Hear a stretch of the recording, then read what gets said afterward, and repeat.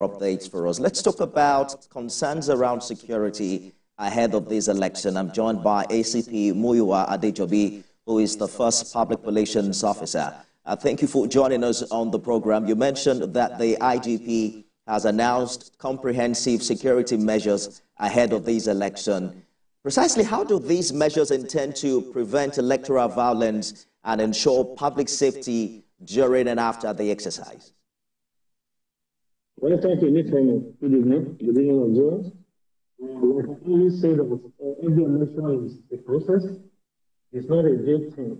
The process has been on for a very long time. The police has taken the bull by the horn to make sure we carry out threat analysis in those states, and this forms the basis for our deployment to various places to make sure we have a very good and perfect electoral process in those states. Our deployment is to take care of so many things. One, to escort and guide electoral materials, to protect the INEC officials, accredited observers, both international and domestic observers, to protect all critical facilities, polling units, including, and of course, coalition centers. Our deployment, again, is to take care of many areas, considering the location of those states, covering about three states, including the riverine areas and the waterways. We have done deployment to take care of certain areas based on our threat analysis, where we have noticed that we may likely have some political issues.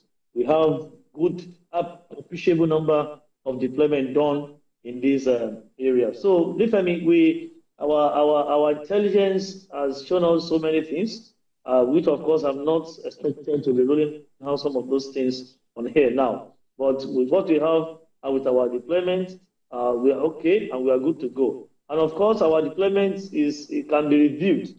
Whether we have so number of personnel in a particular place, we can still review to increase where necessary. So whatever we are doing now is not constant, it's not permanent, it's subject to review and proper appraisal for necessary steps to be taken. ACP Adejobi, there are concerns about potential security threats from federal might and external forces. Talk to us about how committed the police force is against being engaged in this regard. If I mean, I don't understand what you mean by federal might. In this context, it's a relative term. But whatever meaning you want to give to it, Edo State is part of the Federal Republic of Nigeria.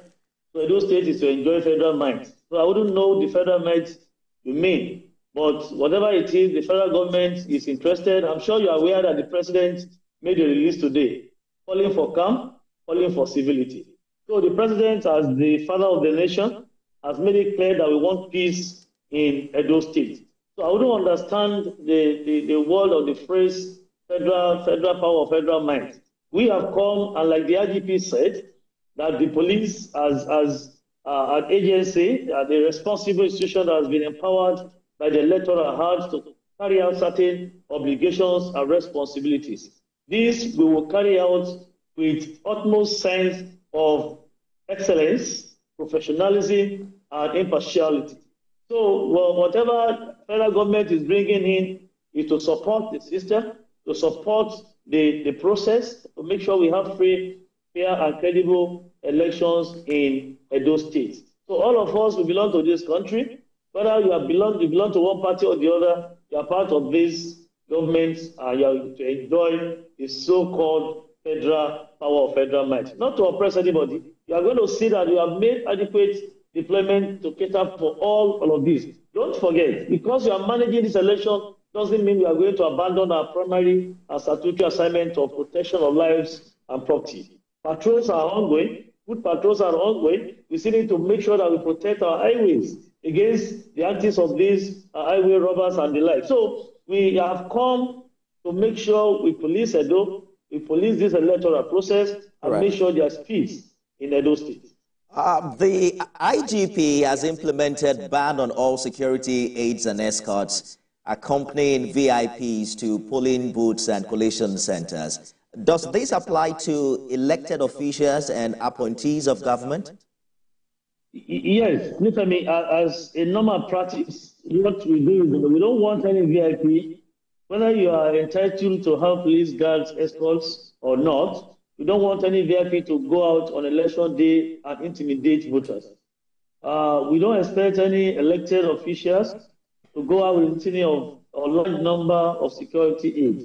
We always talk to our governors, ministers, prominent Nigerians to always reduce the number of aides they want to go with. But for now, IGP has said it that no VIP is expected to go out with his security guards or aides. The security arrangement we have is to protect everybody.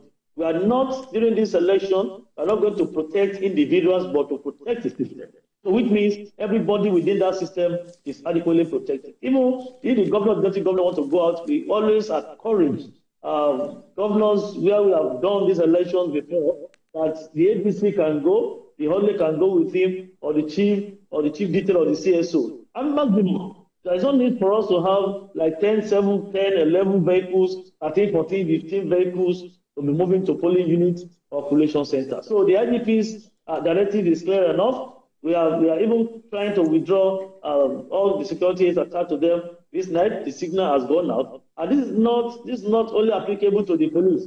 We are reaching out to all our sister agencies that are involved in this deployment of aids and security guards to do the same, whether from the armed forces, the DSS, civil defense, all of them that are deploying aids, ordinary and the likes to VIPs to take note of this, that all of them within Edo State, we are going to withdraw their men for the purpose of this election. We are policing the system, and I think every individual is adequately protected. So we hear that about 35,000 police personnel have been deployed for this election. That's minus operatives from other security forces. But talk to us about the rule of engagement of these officers in securing voting centers, particularly high-risk areas, because usually you find a single policeman per polling unit, and they're usually not armed. Yes, they won't be harmed because that's what the law says.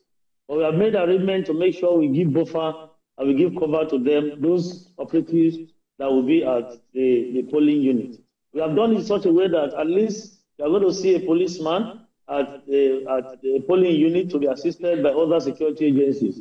And we have made it easier that all security agents that will be involved, they have been deployed per local government, per polling unit. And they have gone to report to their area commanders or their DPOs. All of them are expected to hand over their deployments, the list, to the DPO or the area commander, who will do further deployments and conveyance to polling units accordingly. We have done this, and we hope that the security arrangement, don't forget we have restriction order from 6 a.m. to 6 p.m. The military, so police, mobile men, and others, and road safety will help us to enforce this. We want to enforce this because we believe if you have proper restriction of movement, we are almost 80% successful to the electoral process. So this is very, very important and very, very key.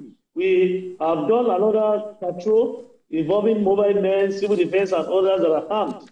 These armed patrol men will always give support to the officers or armed officers at the polling units. So our deployments and our strategies, and there are so many other things we have done that I would not reveal on here now. But with what we have on ground, every time we improve on our deployment, we improve our strategies to manage the election like this. So we have certain innovations we have put in place. And don't forget, we have dress code. We have dress codes. We have the way we are going to turn out so that we'll be able to detect if you have any fake policeman or fake security operatives. We had a meeting today. We have made arrangements. We have plans, and we have our strategies in place to make sure we checkmate certain SSCs and put things in right perspective. So it sounds like we're expecting police presence in all of the 4,515 or 519 polling units tomorrow. That is the arrangement. Yes, but I just wanted to shed, I'd like you to shed more light as to how they're expected to engage in cases of malpractice, electoral violence, and vote buying. Let me start with the issue of vote buying. Vote buying is like a silent crime. As soon as anybody is going to pay something on his head, please come and buy votes, or I want to sell PVC. So it's something that we need to have covert operation on that. And that's why you see that EFCC and other anti-graft agencies have been incorporated to the ICS, that is ICES, Interagency Consultative Committee on Election Security. They are part of our meeting. They are to go because they don't wear uniform. They are to go on that, carry out undercover operations to curb that. Why we do advocacy to enlighten members of the public, and that's why the civil society organizations have been involved to make sure they educate electorates not to sell their rights and not to sell their PVC or to canvass for votes. And we have told candidates and their opponents not to canvass for votes during the election. Vote buying is not something you do in a day. Before now, so many must have been influenced to vote for them. Many must have done so many things. So it's not what we go to tackle per se on election day, but it's a very dicey thing that nobody will come out to say, I want to buy votes or I want to sell votes. However, we have our first intelligence operatives that have been on ground. They are going to work with AFCC and ICPC to see how we can curb the issue of vote buying into BRS minimum. So and of course the ability of our operatives to go after certain offenses. Don't forget the Electoral Act is clear enough about it. We need to work with INEC to actually determine whether somebody has committed this offense or not. In as much as we know that we have the power to arrest, but when it comes to election security management, INEC plays that prominent role where we just give support. So our men have been trained, our INEC officials have been trained. They know how to handle any infractions or violations of the Electoral Act while the polls are on. So they have done that, and they are going to work hand in hand to see how they manage.